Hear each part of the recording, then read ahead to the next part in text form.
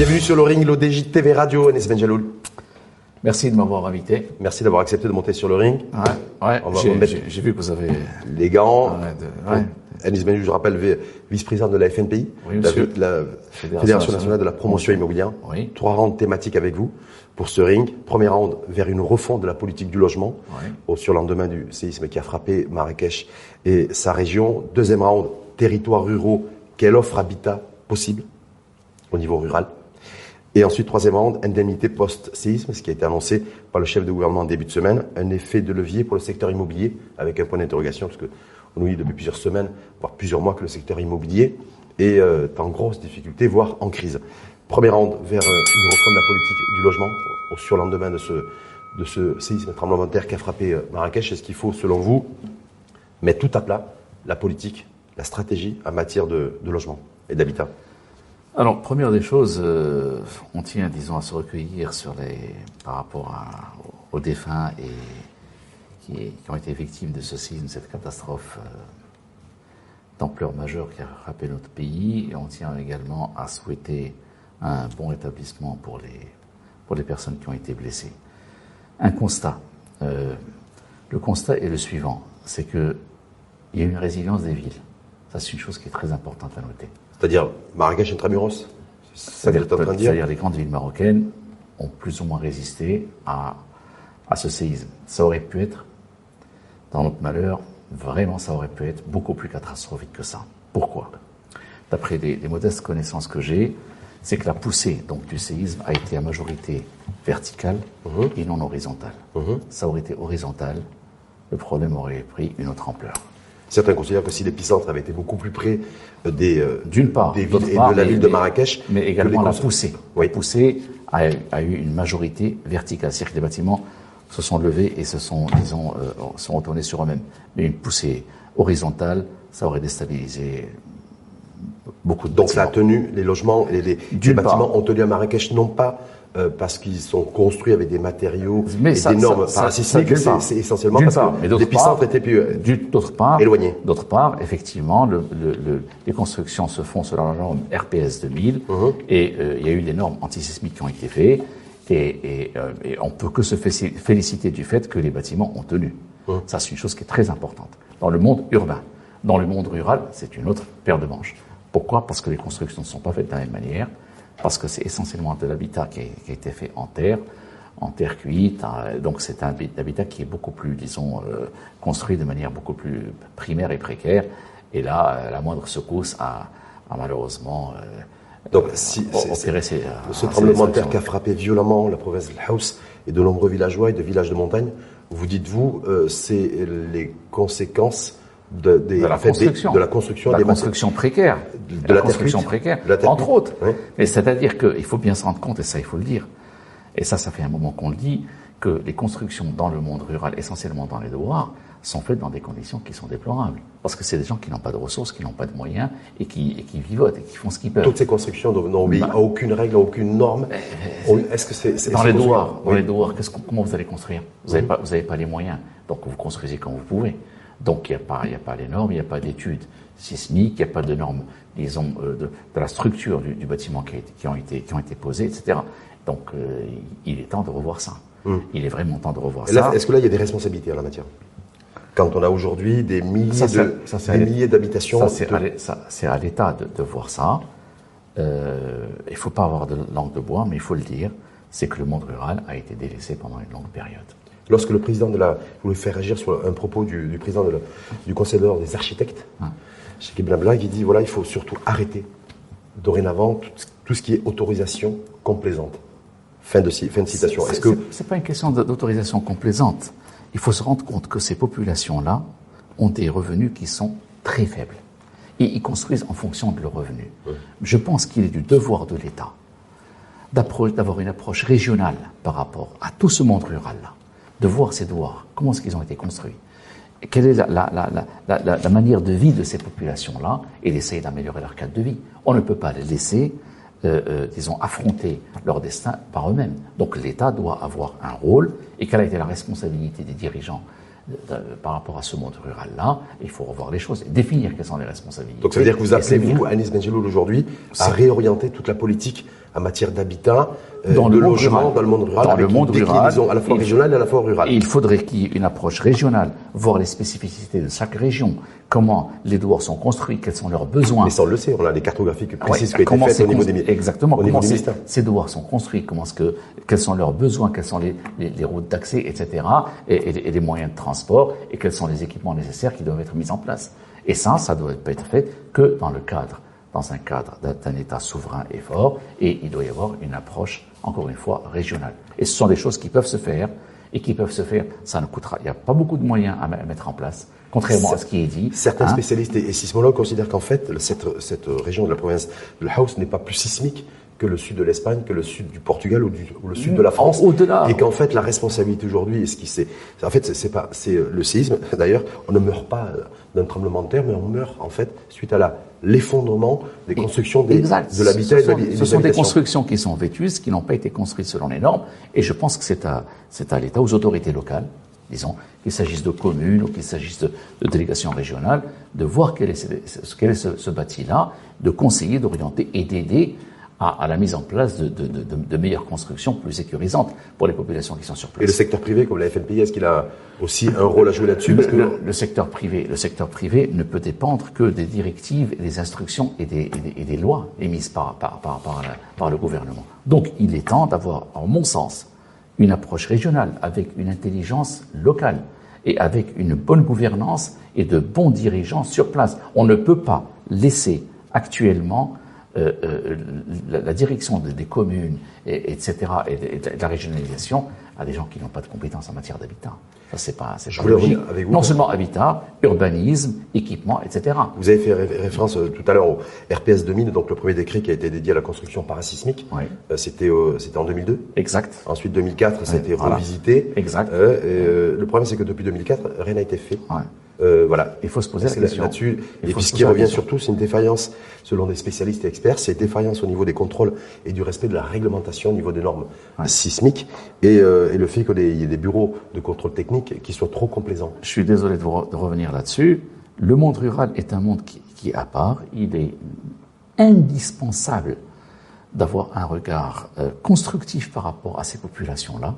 Il faut régler le problème en amont, il faut créer de l'activité économique, il faut créer des équipements, il faut créer des villages pilotes, il faut développer ces régions-là pour éviter... Mais tout ça va demander beaucoup de temps. Là, il y a l'immédiateté qu'il faut gérer. Oui, mais pour éviter que ces populations-là, en désespoir de cause, migrent vers les villes et que là, on soit obligé d'affronter cette problématique de migration par la création d'emplois urbains, par l'aide au logement dans le cadre... Urbaniser le monde rural, est-ce que c'est possible? Parce qu'il y a toute une réflexion aujourd'hui, au lendemain du séisme. On peut développer le monde rural. Il y a différentes approches, il y a différentes propositions qui sont faites et qui peuvent être faites pour aller dans ce sens-là.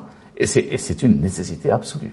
La ministre de tutelle, ministre en charge de l'habitat, de la politique de la ville, a annoncé il y a plusieurs mois, plusieurs semaines, apparemment, c'est sur le bureau du secrétaire général du gouvernement, toute une stratégie de relance du secteur du logement et de l'habitat en octroyant une aide directe aux primo-acquéreurs.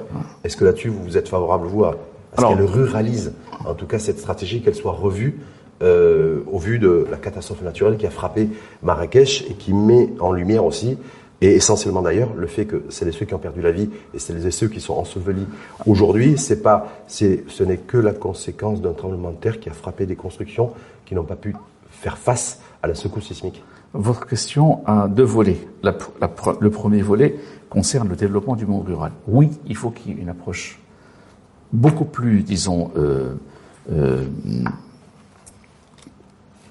intelligente et beaucoup plus dynamique par rapport au monde rural. Ça, c'est une nécessité absolue et ça devait être fait depuis bien longtemps. Et il y a eu des responsabilités dans ce sens-là. Qui a géré le monde rural? Pourquoi est-ce qu'on en est arrivé là? Pourquoi est-ce que ces populations ont été livrées à elles-mêmes depuis bien longtemps? Et on savait... Mais vous qui êtes dans le secteur justement de l'habitat, ça veut dire quoi? Ça veut dire qu'il n'y a jamais eu de vision et de stratégie de politique publique dédiée pour le monde rural en matière de logement et d'habitat? S'il y en a eu, il n'y a pas eu d'effet direct sur le terrain. Et ça, on le constate. C'est-à-dire que ça ne s'est pas matérialisé par des... S'il y en a eu, il n'y a pas eu de matérialisation. On sait parfaitement. Et ce n'est pas uniquement la région du Haouz. Il y a des douars partout au niveau des régions rurales au Maroc et il faut lutter contre ça. Et il y a des moyens de le faire et qui ne coûtent pas cher. Pour revenir à l'aide directe qui va être accordée dans le cadre des logements sociaux et des logements de la classe moyenne par la proposition de Madame la Ministre, ça fait 1 an qu'on attend la mise en place du décret. Ça, on l'a dit, on l'a Pour moi, le décret est prêt. On le verra, mais je tiens à dire 2 mots là-dessus, sans rentrer dans les détails, selon les échos que l'on a eu, mettre en place une politique de construction de logements sociaux à 300 000 dirhams TTC est, à mon sens, extrêmement difficile à réaliser au vu du contexte économique actuel, la cherté du foncier, la hausse des prix des matériaux de construction et la panoplie de taxes qu'il y a à payer pour le promoteur et qui sont au final supportées par l'acquéreur. Je ne parle pas des taxes ordinaires de TVA, IS, machin, etc. Je parle de toutes les taxes annexes qui constituent un poids considérable pour le secteur. Donc, je parle d'enregistrement, les 6 taxes de la conservation foncière, 6 ou 7 taxes, des différentes taxes des communes, des différentes taxes des régies, des différentes taxes des agences urbaines, de la protection civile, etc., qui ont un coût et qui sont au final supportés par l'acquéreur. Donc 300 000 dirhams TTC pour des logements sociaux. Pour vous, c'est pas possible. En tout cas, pour les promoteurs du secteur privé. Pour la classe moyenne, entre 300 et 700 000 dirhams, ça aura un succès, on applaudit, c'est clair, mais ça n'aura pas un succès à l'intérieur des villes, ça sera des grandes agglomérations. En périphérie. Sauf que là, est-ce que selon vous, en tant que Anis Benjelloul et promoteur et en tant que vice-président de la FNPI, est-ce que vous appelez pas aujourd'hui à revoir cette stratégie au vu de ce qui vient de se produire, cette catastrophe naturelle aujourd'hui? Pourquoi pas? Où il y a, Pourquoi pas? Certainement, je pense qu'au niveau du monde rural, c'est clair qu'il faut vraiment se pencher sur cette problématique-là, qui est lourde de conséquences pour l'activité économique et pour la sécurité. Est-ce que la FNPI est prête à aller construire des logements sociaux plafonnés à 300 000 dirhams avec... Si on nous le propose, pourquoi pas? Il faudra étudier, mais vraiment étudier au cas par cas et voir ce qui est faisable. Je vous rappelle que il y a eu le Conseil national de l'habitat en 2018 et la FNPI a fait beaucoup de propositions essentiellement pour le monde rural. Il y a eu une loi qui a été proposée par un ancien ministre de l'Habitat concernant le monde rural, et on savait d'ores et déjà que ça n'allait avoir aucun impact. Faire des logements sociaux dans le monde rural, ce n'est pas la bonne approche. Il faut une approche régionale, faire des villages pilotes, voir intéresser les gens, leur donner un espace de vie, non seulement un logement, un espace de vie décent, avec tous les équipements nécessaires pour rehausser la qualité de vie et pour obtenir plus de citoyenneté de ces populations qui sont Deuxième round thématique avec vous, Anis Benjelloul. Deuxième round, territoires ruraux, quelle offre d'habitat rural possible? Justement là-dessus, au surlendemain de cette catastrophe, je rappelle juste quelques chiffres aussi, il y a plus de 100 000 personnes aujourd'hui, 100 000, qui n'ont plus de toit. La région de Marrakech. Donc il faut reloger quasi immédiatement dans un premier temps, et dans un second temps, que faire de celles et ceux qui ont les maisons qui se sont écroulées ou qui sont en tout cas inhabitables. Je pense que l'État, sociologer la population, c'est des gens qui ont des moyens financiers extrêmement limités. Limité, on l'a dit, on le répète. Je pense que l'État a un rôle à jouer. Je pense qu'il faut qu'il y ait une approche régionale. Moi, nous, la fédération n'est pas un élément législatif décideur, mais il doit y avoir une approche régionale. Il doit y avoir une implication directe des autorités publiques et même régionales pour essayer de soulager les populations, chacune en fonction des... Mais est-ce que ça veut dire qu'il faudrait inventer, en tout cas, ou réinventer un habitat rural? Parce que, par exemple, ces dernières années, on parlait de l'habitat social, promotion de l'habitat social avec le programme national de logement. Alors, l'habitat rural, est-ce que ça peut avoir du sens, Anis Benjelloul? Pourquoi pas, oui. Il faut concevoir de nouveaux modes d'existence, de nouveaux villages, avec tous les équipements nécessaires pour permettre à ces populations-là de vivre de manière harmonieuse dans des maisons sécurisées, c'est clair, répondant à des normes sismiques qui sont mises en place, et également avoir accès à toutes les infrastructures et à tous les équipements nécessaires pour une vie décente. Ça, c'est faisable. Est-ce que le secteur privé, entre autres, bien entendu, nous sommes prêts à collaborer là-dedans.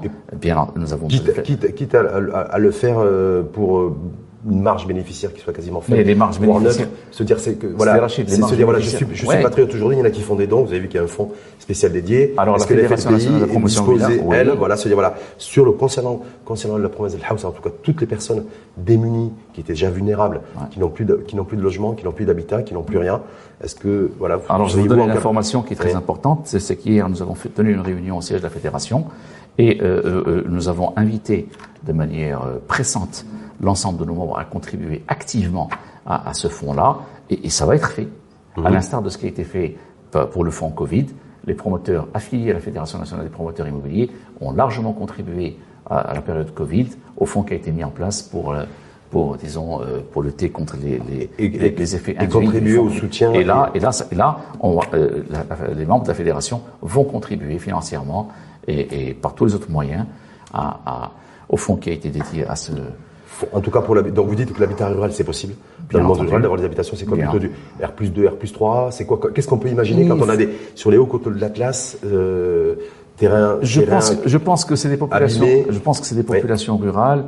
Ça dépend des régions. Il faut faire une approche régionale. Et ce sont des populations qui travaillent dans le monde agricole. Aller dans la verticalité ne semble pas être une solution optimale. Selon moi, il faudrait créer des petits îlots de 200, 300, 400 mètres.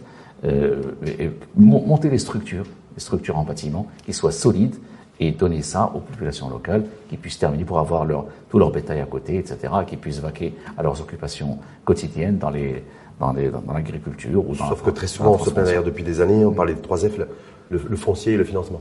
Oui. Donc là, c'est-à-dire, voilà, le foncier doit exister dans le monde rural. Le foncier doit exister, c'est clair. L'usufruit, essentiellement, c'est le foncier tribal, donc tribu, donc il faudrait partir sur des titres, des fonciers qui soient titrés. On peut créer ça peut se faire. Oui. Il suffit d'avoir une bonne volonté et aussi beaucoup d'esprit novateur et d'y arriver.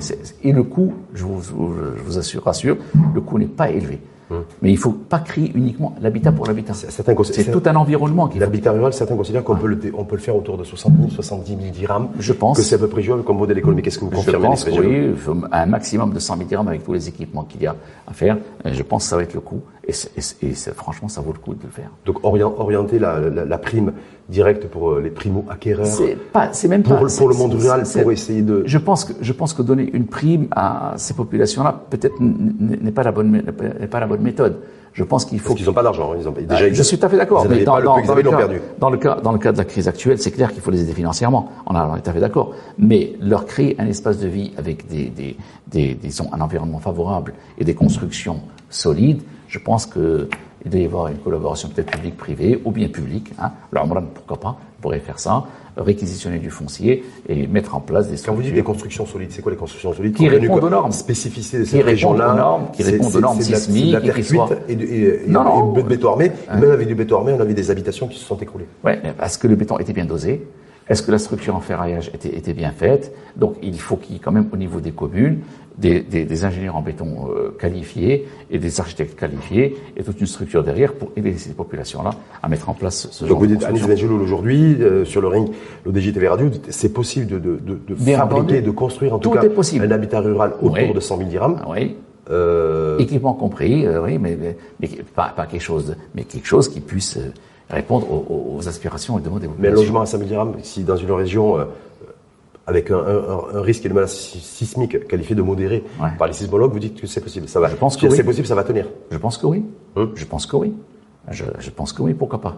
Regardez le Japon, ils construisent des bâtiments des tours très élevés. C'est une zone sismique qui est très importante. Oui, mais c'est pas une région, pas sur des régions très montagneuses. Oui, mais comme on peut l'avoir aujourd'hui au niveau de l'Atlas. Ouais. Mais bon, c'est faisable.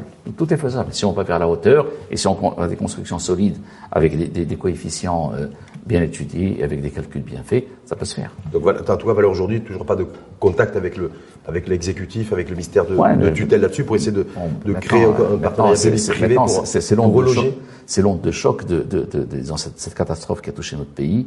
Et bon, c'est clair que tout l'exécutif et tout le législatif est un petit peu, disons, pris dans le sens de sauver ce qui peut l'être, ce qu'il reste à faire. En tout cas, vous dites, en tout cas, c'est possible de construire des logements, un habitat rural à 100 000 dirhams qui peut résister. Je pense que oui. À une éventuelle future menace sismique. Je pense que oui. Troisième round, Anis Benjeloul avec vous, indemnité post-séisme. Oui. Vous l'avez vu comme moi, vous l'avez entendu comme moi, le chef de gouvernement, première commission interministérielle, justement, qui a été organisée sur le lendemain du tremblement de terre. Est-ce que ça peut constituer un effet de levier pour le secteur immobilier? Alors ça, sachant que pour l'instant, il n'y a pas le montant qui a été annoncé, il n'y a pas le nombre de personnes non plus éligibles. C'est à l'État de décider ce qu'il veut faire, mais je pense que la priorité des priorités, c'est de venir en aide aux populations sinistrées. Il faut effectivement leur assurer un revenu, un minimum vital, parce que c'est des gens-là qui ont tout perdu. Il faut aussi leur assurer un toit, ne serait-ce que transitoire ou temporaire, et il faut effectivement pallier de manière rapide à leurs besoins. Et dans ce sens-là, moi je pense, encore une fois je le répète, mais c'est peut-être mais il faut le faire, il faut le répéter, il faut qu'il y ait une approche régionale avec une intelligence bien présente et avec franchement une bonne gouvernance pour essayer de trouver des alternatives rapides à mettre en place, et c'est faisable par rapport à ces populations qui sont sinistrées. Indemnité, qui dit indemnité, dit de l'argent en fait. Hein. C'est de l'argent qui va être distribué à celles qui ont perdu leur toit. Dans les médias, oui. Il faut subvenir à leurs besoins vitaux, il faut les aider de toutes les manières qu'on peut. Ça, c'est clair. Et je rappelle que la fédération, très honnêtement, c'est un point qui est important, c'est qu'on a sollicité nos membres et ils vont répondre, comme ça a été fait pour le Covid-19. Ça, c'est pas un don. Et ça va être un don. Et peut-être qu'on a besoin des promoteurs immobiliers aujourd'hui, qu'ils soient membres de la FNPI ou pas, pour aider à la reconstruction. Oui, on est prêt. Cette reconstruction. Oui, on est prêt. On vous a sollicité Valeur aujourd'hui ou pas encore? Non, pas encore. Non. Si demain on nous a demandé s'il y avait des logements sociaux qui étaient prêts au niveau de la région de Marrakech. On a contacté les promoteurs pour voir si effectivement il leur reste un stock et pour le mettre à disposition des autorités publiques. Gracieusement. Gracieusement, je n'en sais rien. Ceux qui ont perdu leur toit et leur maison en terre cuite, n'ont plus de toit, n'ont plus rien. Donc si demain, parce qu'ils vont devoir migrer en ville, c'est ça, pour les logements sociaux ou en périphérie de Marrakech, c'est ça qui leur serait proposé comme alternative? Il faut étudier au cas par cas. Qu'est-ce que les gens veulent? Vous ne pouvez pas non plus arracher une population à ses terres ancestrales et à son mode de vie qui est là et à son lopin de terre pour lui dire de venir migrer vers les villes. Au contraire, moi je pense que la population doit être répartie sur l'ensemble du territoire et qu'il y ait des grandes mégapoles. C'est pas forcément la bonne solution pour le Maroc. Hein. En tout cas, vous avez sollicité, vous, les promoteurs immobiliers de la région de Marrakech, qui disposent d'un stock de logements sociaux. C'est la question qui nous a été posée. Ça, c'est la question qui nous a été posée. Ça a été posée de voir si effectivement il y avait des stocks de logements qui étaient disponibles. En tout cas, vous n'avez toujours pas de réponse, c'est savoir si ça allait être fait gratuitement ou si ça allait être payant. Je ne sais pas, je ne pourrais pas répondre à cette question-là. Le secteur de l'immobilier, depuis des mois, voire des années, atone, en difficulté, n'est plus le moteur de croissance. Très, très grosse difficulté. Plusieurs chiffres qui sont intéressants, très importants à être mis en place, à être rappelés. Baisse d'activité 50%, baisse des demandes de crédit pour la promotion d'immobilier 50%, baisse des crédits bancaires pour les acquéreurs, parce que les banques sont extrêmement regardantes par rapport aux acquéreurs, au vu de l'inflation qui a repris et qui est devenue galopante. Donc, etc. Avec tout ça, malheureusement, on affronte une administration qui est extrêmement regardante et qui est... Est-ce que vous espérez un Esmendjeloul et qui est bloquante. Est-ce que vous espérez au lieu de relancer le secteur et de faciliter la tâche aux investisseurs, on est là en train de pinailler sur des détails au niveau des plans. Est-ce que ça peut se détendre avec ce qui vient de se passer? Concernant la reconstruction, habitat, logement, est-ce que ce qui vient de se passer, je ne vais pas dire que le malheur des uns fait le bonheur des autres, mais est-ce que ça peut donner un coup de fouet au secteur? Il s'agit aux plus hautes autorités politiques de l'État de donner des instructions pour faciliter la tâche aux gens. On ne peut pas rester sur un modèle d'affrontement entre le public, entre l'investisseur et l'administration. Parce que c'est actuellement le cas. Il faudrait quand même qu'il y ait une collaboration, une synergie et faciliter la tâche à l'investisseur pour la création d'emplois et pour le développement économique. Est-ce que les promoteurs immobiliers sont prêts demain à aller délocaliser leur activité pour construire des logements dans le monde rural? Si on propose ça, on considère que les promoteurs immobiliers, c'est l'urbain qui les intéresse, le périurbain, mais pas forcément le rural. C'est ce qui nous est proposé. C'est ce qui nous est proposé. Nous, on est en aval, on n'est pas en amont. On n'est pas au centre des décisions. Je vous rappelle que le Conseil national de l'habitat qui a eu lieu en 2018, on a fait part d'un certain nombre de propositions. Il y a eu un document qui a été remis dont on n'a pas tenu compte. Donc, qu'est-ce que vous voulez qu'on fasse? On fait ce qu'on peut parce qu'on est sur le terrain, on est critique et on donne des alternatives qui ne sont pas prises en compte. Essentiellement pour le monde rural. Le monde rural, on en parlait depuis 2018. Et je vous invite à revoir les recommandations de la fédération pour faire des villages ruraux, des villages témoins, pour faire des villages pilotes, pour essayer de développer un petit peu et d'essayer d'améliorer le sort de ces populations. Précédemment, je crois que lors du premier round, vous disiez, nous, en tout cas, le logement social plafonne à 300 000 dirhams avec une prime directe aux primo-acquéreurs. Mais pour nous, c'est pas rentable, ça ne fonctionne pas, ça ne peut pas marcher. C'est à perte. Mais en même temps, c'est à perte. Si demain on vous dit, voilà, il y a une opportunité, une fenêtre de tir, de construction, dans la perspective de reconstruction de logements dans le monde rural, est-ce que vous allez dire aussi la même chose? Vous allez prendre votre machine à calculer pour dire, ça passe ou ça passe pas? Ben oui. Écoutez, à 300 000 dirhams, le promoteur est perdant. TTC. Ça, on a travaillé avec livre ouvert, avec les autorités publiques, le ministère. On a décortiqué tous les coûts de tous les intrants. Vous voyez, tous les intrants, toutes les taxes, machin. C'est irréalisable. Donc, avant de donner une aide aux acquéreurs, il faut réfléchir à la faisabilité de la chose. Si on nous propose de réaliser des logements dans le monde rural avec des marges ne serait-ce que minimes, au moins qu'on ne perde pas d'argent, je pense qu'il y a des gens qui sont intéressés à le faire. Vous comprenez? Vous pensez, vous êtes sûr je suis que certain. Les promoteurs immobiliers pourraient se diriger vers le monde rural? Je suis certain. Pourquoi pas? Parce que quelle est la différence entre construire à cet endroit ou à l'autre? Pas du tout. Il y a des entreprises, parce que le promoteur immobilier, qu'est-ce qu'il fait? Il réalise des plans, il sous-traite avec des entreprises qui sont capables d'aller dans n'importe quelle région du royaume. Il se pourrait, je ne suis pas devin, il se pourrait que demain, Anis Benjeloul, justement, le secteur de l'immobilier pourrait connaître un virage en matière de stratégie. C'est-à-dire, voilà, parce qu'il n'y a pas que la province d'El Haus, il y a aussi d'autres contrées rurales à travers le pays. Je pense qu'il faut voir la priorité au niveau de l'habitat va être donnée au rural. Il faut régionaliser. Pourquoi pas? Pourquoi pas? C'est pas. Alors, il s'agit pas de changer de cap du jour au lendemain. Il s'agit d'affronter le problème dans sa globalité. Naturelle, une catastrophe humaine. On est tout à fait d'accord. La politique en matière d'habitat soit réajustée. On est assez tout à fait rapidement. d'accord. On est tout à fait d'accord. Mais il faut aussi qu'il y ait une approche globale. C'est pas parce que il y a eu un gros problème, c'est clair, c'est un problème monstrueux, etc., phénoménal. Il faut l'affronter sans délaisser le reste. Et ça, on peut le faire. Mais il faut toujours des priorités. Il y a des priorités. Quand on est dans un milieu où il y a quasiment 3000 morts, plus de 2700 blessés, on est tout à fait d'accord. Il y a encore des centaines de personnes qui seraient enfouies sous les décombres. Donc on dit voilà, il faut agir. Mais on peut affronter les deux problématiques en même temps. Et ce qu'il s'agit de faire, c'est que l'État, l'administration soit souple. Il faut qu'elle voie l'intérêt du pays. L'intérêt du pays, c'est quoi? C'est de créer de l'activité économique. Et quand vous avez des dossiers en instruction depuis 6 mois, 1 an et demi au niveau des administrations, c'est pas normal. Quand il y a des blocages pour des autorisations de construire, pour tel et tel document, etc., pour tel et tel... Non, il faut faciliter la tâche. Dernière question, si demain la décision est prise par l'exécutif, le gouvernement en place, c'est la mise de tutelle, de donner la priorité du logement et de l'habitat au monde rural. On est partant. Si le privé peut faire quelque chose, nous sommes partants. Quel que soit le coût? Quel que soit le coût, bien entendu. Quelle que soit la marge? Quelle que soit la marge, mais il faut pas qu'on perde d'argent. Ça, c'est clair. On n'est pas, disons, de l'autorité publique, mais s'il y a des marges qui sont minimes, etc., dans l'intérêt national, on est prêt à y aller. Il n'y a pas de souci. Moi le premier. Vous êtes déjà candidat pour construire du logement rural et non pas du logement social. Si on nous fait des propositions concrètes dans ce sens-là, et on discute avec les autorités pour voir ce qui pourrait être adapté et ce qui pourrait être fait, bien au contraire. Et encore une fois, je m'excuse, mais j'insiste là-dessus, il faut qu'il y ait une approche régionale. C'est-à-dire que la solution qu'on va adopter pour l'Arab ne sera pas la même solution qu'on va adopter pour Sfro ou pour le Haouz ou pour donc c'est pas notre région. Pas une démarche modélisable en fait. Je ne pense pas. Je pense qu'il faut, au cas par cas, faire un projet de village pilote ou bien de relogement dans le monde rural et vraiment au cas par cas et étudier les choses et pour pouvoir développer ça. Si demain, ce sera ma dernière question, Anis, mais si demain donc l'habitat rural est priorisé et non plus l'habitat social ou la classe moyenne nous travaillons dans l'intérêt national. Nous travaillons dans l'intérêt national. Est-ce que ça peut donner un coup de fouet? Est-ce que ça peut refaire démarrer le secteur de l'immobilier? Il faut créer de l'activité. Il faut faire travailler les gens, quels qu'ils soient, dans n'importe quelle région du Maroc. Il faut vraiment créer de l'activité. Et c'est ça qui est le plus important. Parce que ces populations rurales qui sont sinistrées actuellement, et au vu de la sécheresse qu'il y a, donc elles migrent vers les villes pour trouver du travail. Et maintenant, même au niveau des chantiers qui constituaient pour eux un revenu, ou le travail dans les bâtiments qui constituait un revenu supplémentaire, l'activité a été réduite de 50%. Alors, on ne peut pas rester comme ça. Il faut franchement relancer le secteur. Le ciment, par exemple, on est à 10 millions de tonnes, 10-11 millions de tonnes de production, sur une capacité de 21-22 millions de tonnes.